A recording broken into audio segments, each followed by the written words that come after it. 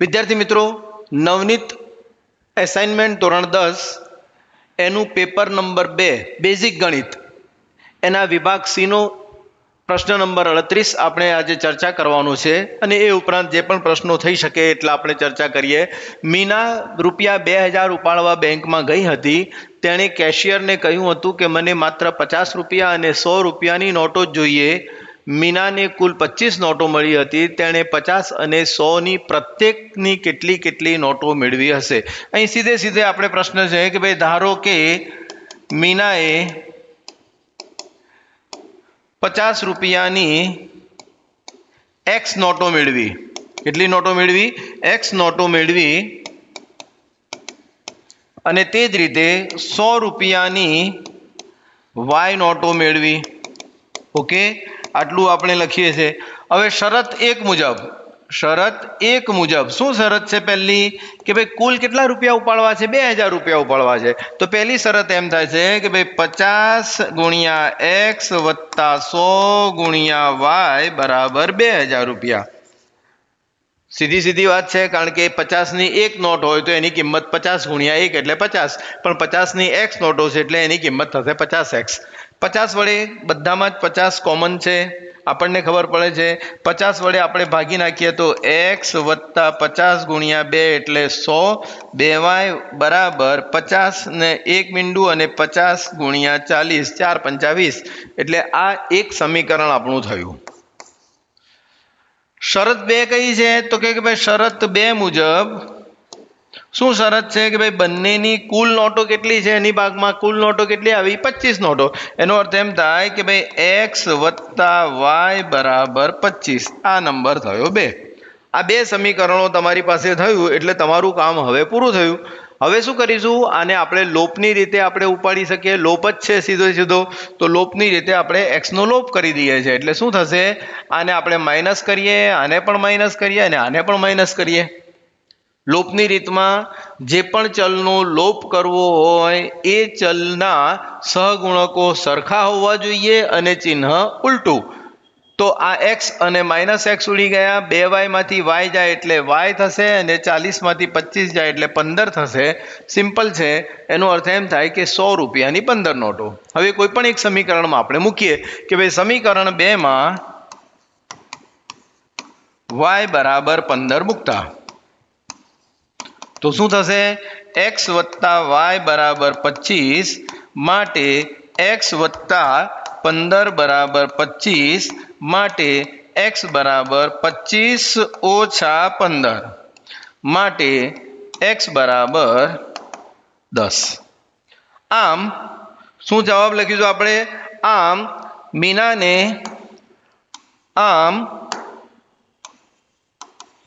મીનાને x, એનો અર્થ એમ થાય કે મીનાને 50 રૂપિયાની 10 નોટો અને 100 રૂપિયાની 15 નોટો મળશે. આ આપણો જવાબ થયો. 3 ગુણ તમને મળી જશે. સિમ્પલ છે. તમે ક્લાસરૂમમાં પણ એક્ઝામ હોલમાં પણ તમે એનો તાળો મેળવી શકો કે ભાઈ 50 રૂપિયાની 10 નોટો એટલે 50 ગુણ્યા 10, 50 ગુણ્યા 10 એટલે 500. 100 રૂપિયાની 15 નોટો એટલે 15 ગુણ્યા 100 એટલે 1500. બંનેનો સરવાળો થઈ ગયો 2000 અને આ પણ સરવાળો 25 થઈ ગયો. એટલે આપણો જવાબ કેવો છે? સાચો છે. 3 ગુણ આપણને મળી જાય. ક્વેશ્ચન નંબર 2 છે.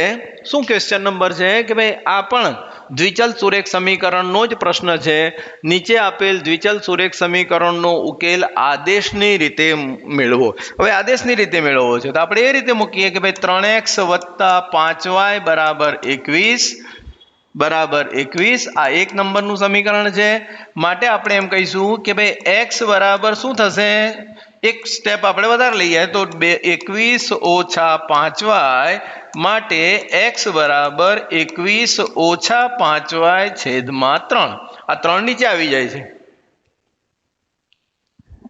આ આદેશ લઈ અને આપણે સમીકરણ નંબર 2 માં મૂકીએ. આ પહેલું સ્ટેપ થયું. આ તમારું આ પહેલું સોપાન થયું. આ બીજું સોપાન છે કે ભાઈ x બરાબર 21 ઓછા 5y છેદમાં 3 ને સમીકરણ 2 માં મૂકતા શું થશે બેટા? સમીકરણ 2 શું છે આપણું કે ભાઈ સમીકરણ 2x ઓછા 3y બરાબર 14 છે. હવે આ સમીકરણ 2 માં આપણે મૂકીએ છીએ. શું મૂકીએ કે ભાઈ x બરાબર જે કિંમત આપી છે તે. તો શું કરીશું આપણે? માટે 2x x ની જગ્યાએ આપણે કિંમત મૂકીએ. માટે 2 કૌંસમાં 21 ઓછા 5y છેદમાં 3 ઓછા 3y બરાબર 14. સિમ્પલ. 3 લસા છે, જ્યાં 3 ન હોય છેદમાં એને 3 વડે ગુણીને આગળ ચાલીએ આપણે. તો આ શું થશે કે ભાઈ 2 કૌંસમાં 21 ઓછા 5y માઇનસ 3 ગુણ્યા 3y બરાબર 14 ગુણ્યા 3. માટે 21 ગુણ્યા 2 એટલે 21 દુ 42, 5 ગુણ્યા 2 એટલે 10y ઓછા 3 તારી 9y બરાબર 14 તારી 42. આ બાજુ 42 છે, આ બાજુ 42 છે, બંને બાજુ ઉડી ગયા એટલે અહીં ખાલી શૂન્ય રહેશે. શું રહેશે બેટા? શૂન્ય રહેશે. માટે માઇનસ 10y બરાબર આ 9y ને હું માઇનસ 10y માઇનસ 9y એટલે આપણને થશે સીધે સીધા માઇનસ 19y બરાબર 0. બંને સજાતીય પદો છે, બંનેના ચિહ્નો સરખા છે, સરવાળો બાદબાકી છે તો સરવાળો કરીએ. 10 વત્તા 9 એટલે 19 અને બંને આગળ સમાન ચિહ્ન છે માટે આપણે એનું ચિહ્ન માઇનસ મૂકી દીધું. માઇનસ 19y બરાબર 0. એનો અર્થ એમ થાય કે y નું મૂલ્ય કેટલું થાય બેટા? y નું મૂલ્ય તમારું થશે 0. આ બીજું સોપાન થયું તમારું.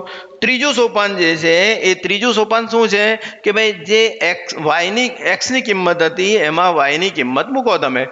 તો x બરાબર શું હતું ત્રીજા સોપાનમાં? જરા જોઈ લઈએ. આ થર્ડ સોપાન છે તમારું. ત્રીજું સોપાન આવ્યું કે ભાઈ x બરાબર આપણે કેટલા મૂક્યા છે? 21 ઓછા 5y છેદમાં 3 માં y બરાબર 0 મૂકતા શું કરીશું? 0 મૂકી દઈએ એટલે આપણે. માટે x બરાબર 21 ઓછા 5 ગુણ્યા 0 છેદમાં 3 એટલે 21 ઓછા 0 છેદમાં 3, 21 છેદમાં 3 7. આમ x બરાબર 7 અને y બરાબર 0 ઉકેલ મળશે. આ બંને આપણે ઉકેલ મળી ગયા. એટલે આ બીજો ક્વેશ્ચન તમે તૈયાર કરો, ધ્યાન રાખો.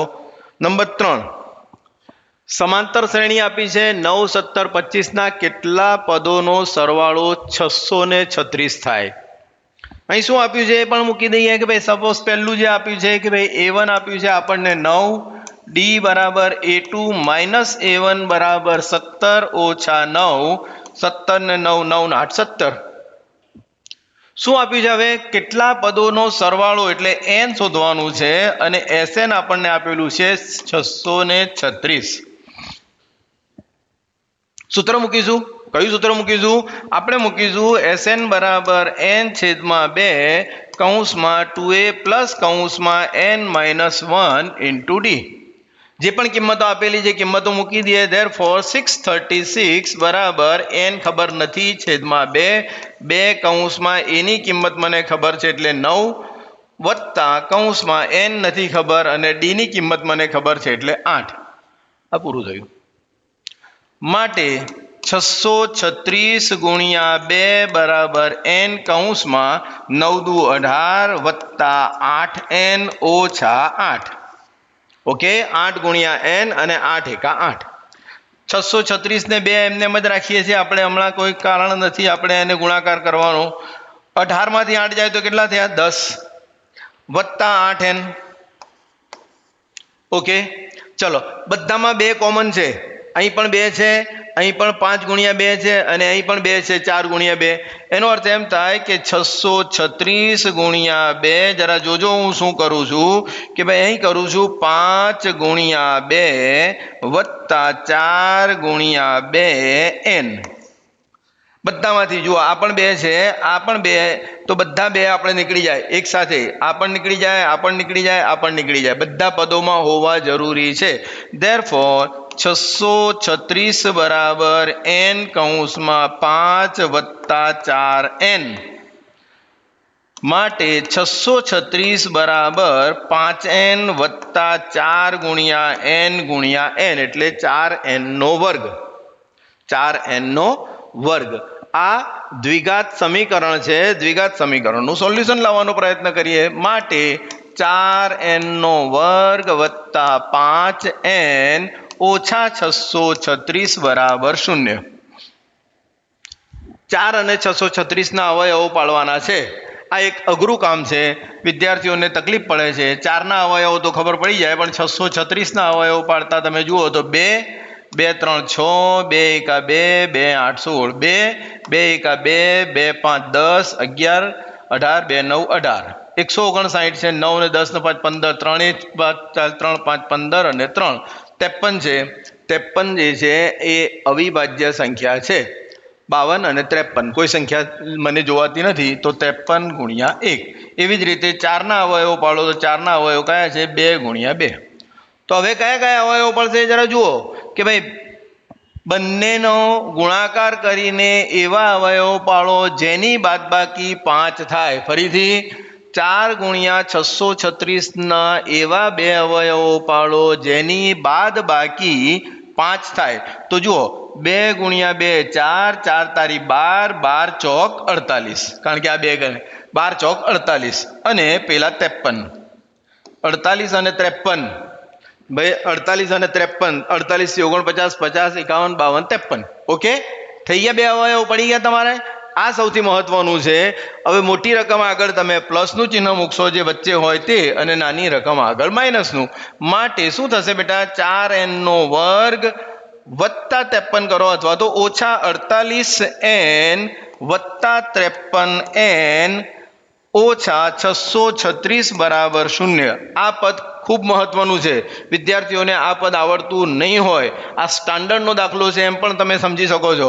માટે બંનેમાંથી આપણે 4n સામાન્ય નીકળશે, તો 4n કૌંસમાં n ઓછા 4, 12 ચોક 48, 4 એકા 4 અને 12 ચોક 48 એટલે આ 12 થશે. વત્તા અહીંથી જુઓ ફરીથી એક વખત, અહીંથી હવે 53 સામાન્ય કાઢી નાખીએ છીએ. કેટલા સામાન્ય કાઢીએ બેટા? 53. તો અહીં શું રહેશે? 3 દુ 6 દુ 12. તો અહીં રહેશે n - 12 = 0. Therefore 4n plus 53 અને બીજું જે છે n - 12 = 0. માટે આપણે કહીએ કે 4n વત્તા 53 બરાબર 0 કે n ઓછા 12 બરાબર 0. માટે n બરાબર -53/4 થાય કે n બરાબર 12. આ વસ્તુ શક્ય નથી. માટે n બરાબર 12, એનો અર્થ એમ થાય, જવાબમાં લખીશું કે ભાઈ 12 પદોનો સરવાળો 636 થાય. કઈ શ્રેણી માટે? આ શ્રેણી માટે. તો આ રીતે આપણે અહીં વિડીયો પૂરો કરીએ છીએ. Thank you. આભાર.